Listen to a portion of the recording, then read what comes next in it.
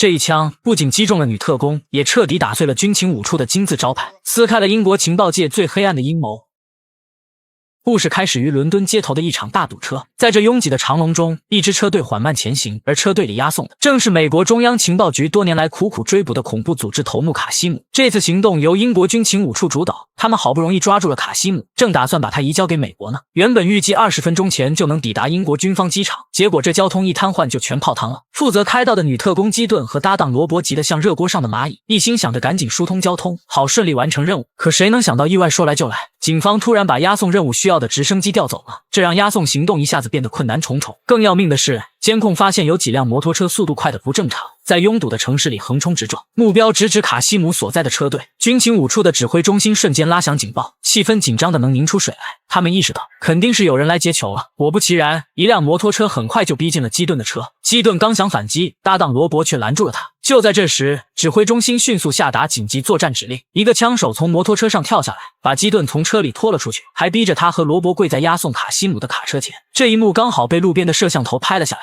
武装分子拿着枪威胁军情五处的负责人，要是不释放卡西姆，就杀了基顿。在军情五处的中枢指挥室里，几位高层领导把决策权交给了一位叫哈里的负责人。哈里看着监控画面，眉头紧皱。这事儿发生在人口密集的市区，还有特工被挟持，他得小心行事，不能让无辜平民受到伤害。思来想去，哈里最终下令释放卡西姆。接到命令后，押解车辆上的特工只好打开车门，放走了卡西姆。卡西姆重获自由后，并没有马上逃走，而是对着摄像头得意地瞥了一眼，眼神里满是嘲讽和挑衅，然后才坐上摩托车扬长而去。基顿他们也因此被放了，可基顿哪能咽下这口气？等卡西姆一离开，他立刻从汽车扶手箱里掏出手枪，不顾同伴的劝阻，朝着卡西姆逃跑的方向追了上去。哈里见状，赶紧命令支援部队跟上。追到隧道的时候，基顿和同伴发现武装分子的车队已经消失得无影无踪。他们在应急通道口找到了被遗弃的摩托车，想都没想就冲进了通道。当他们试图推开通往外部的门时，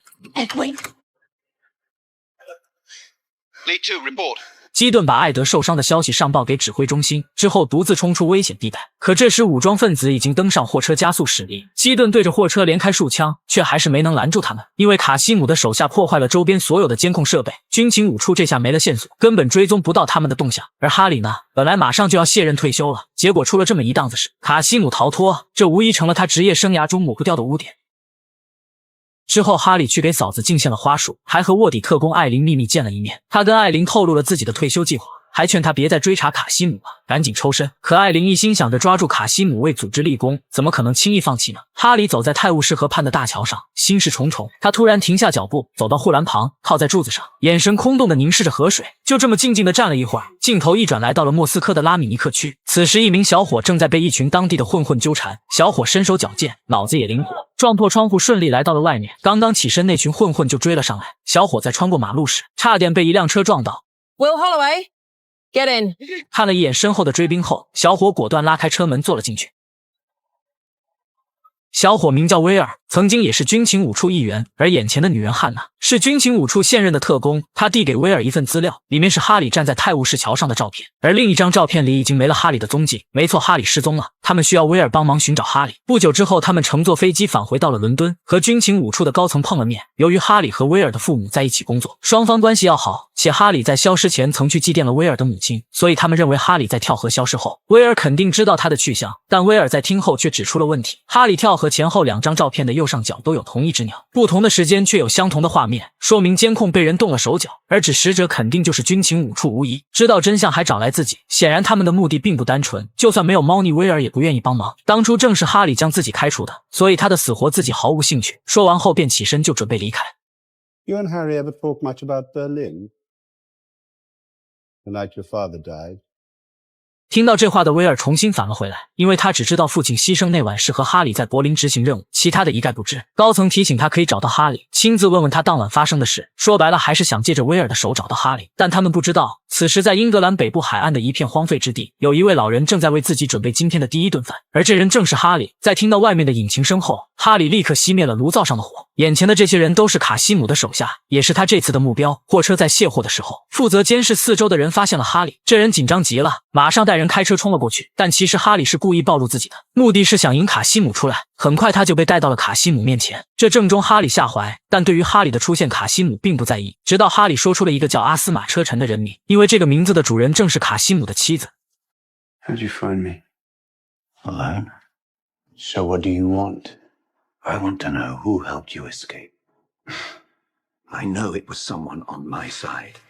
没错，哈里认为卡西姆能这么轻易的逃脱，背后肯定有自己的人在提供帮助。卡西姆听后也证实了他的猜测，但他并不知道对方的具体信息，只有一个联系电话。哈里承诺自己可以为他做件事，以此来换取那个电话号码。卡西姆没有立刻答应，他想先试试哈里的决心，于是带他来到一个新被捕获的人面前。卡西姆揭开那人脸上的面罩，哈里一看，顿时心如刀绞，眼前的女子正是他派到卡西姆身边的艾琳。由于太过着急寻找证据，因此露出了马脚，而哈里能找到卡西姆也是因为艾琳。但现在卡西姆命令他干掉艾琳，以表示合作的决心和诚意。可哈里怎么可能对自己的下属下手？坚决地表示了拒绝。艾琳知道这是唯一的机会，于是为了不让哈里为难，他主动握住哈里的手，扣动了扳机。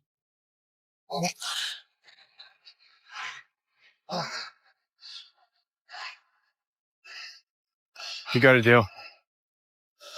由于长时间没有捕捉到卡西姆的线索，这让整个军情五处都如同热锅上的蚂蚁。于是汉娜将电话打给了威尔，将现有的信息同步给了他。We have fresh intel on Harry. He bought a pay-as-you-go phone that we tracked to the Kent coast. Kasim had been there too. Smuggling in weapons from North Africa. Harry found him. 汉娜的意思是哈里可能叛变了。此外，他们前往侦查的人在现场看到了很多遗落的炸药，他们猜测卡西姆很可能准备对伦敦发起一场大规模的袭击。威尔听后心里很不得劲，挂掉电话的他一时间陷入了焦虑之中。然而就在这时，他发现门缝下有一张照片，于是立马起身捡了起来。打开房门却没看到可疑的人。威尔仔细研究照片，可看了半天也没发现这照片有什么信息。毫无头绪的他刚准备放弃，却突然注意到了照片中的人打的那把伞，于是立刻来到了照片中的街区，进入了旁边的一家雨伞店。在报出自己的名字后，果真有人在这里给他留了东西。他用手机拨打了雨伞标签上的电话，里面竟然是哈里的留言，约他第二天中午在机场的5号停车场见面。于是威尔按照要求来到了这里，一同前来的还有汉娜和一众特工。威尔刚刚下车，就在旁边的车上看到了一样的照片，就连车门也是开的。威尔坐了进去，照片背后写着穿上副驾驶的外套，除了衣服，威尔还在里面发现了一份信，但信上写着先别打开。他没有太过纠结，而是按哈里要求穿上了外套。这时他在兜里摸到了一块手表，随后又来到1楼咨询台，报出名字，询问有没有人给他留下口信。 Yes, Mr. Holloway. Your uncle said he'd meet you at the coffee shop. He left his mobile at home. Thanks. I saw Uncle Harry. 坐定后，威尔四处张望，但并没有看到哈里的身影。很快过去了15分钟，这时那块手表的闹铃响了起来，上面的数字正好和信封上的一模一样。于是立刻将信封打开，里面是机票、护照和留言卡。 Holloway, what is it? 威尔看完立刻起身冲了出去，汉娜见状也马上命令手下追上去。一顿疯狂的奔跑后，威尔顺利来到了9号航站楼。在这里他看到了一个熟悉的身影，正是哈里。威尔走过去坐在了他身边，哈里开门见山，将一切全都告诉了威尔。他现在需要一个信任的人。接着说，卡西姆之所以能顺利逃跑，是因为得到了军情五处某些高层的帮助，自己只是就坡下驴而已。 You had Kasim. You let him go. I had no choice. He's our only connection to the traitor. Once he's in the system, he'll be silenced. 那现在就不只是伦敦可能遭袭这么简单了。有人想借着卡西姆毁掉整个军情五处，但威尔听后却并不相信。可事实就是如此，稍微深入探究就能发现猫腻。这时汉娜和一众特工赶了过来，哈里叮嘱他别太相信高层的话，别和他父亲一样犯傻。 What happened in Berlin? So that's how they got to you. 哈里并没有详细解释。为了摆脱赶来的警察，他在威尔夹克的显眼处放了枚信号干扰器，成功引起了警察的注意。而就在警察控制住威尔之时，哈里也借此机会顺利脱身。等汉娜一众赶来之前，哈里早就逃之夭夭。今天有点累，偷个懒，咱周一继续。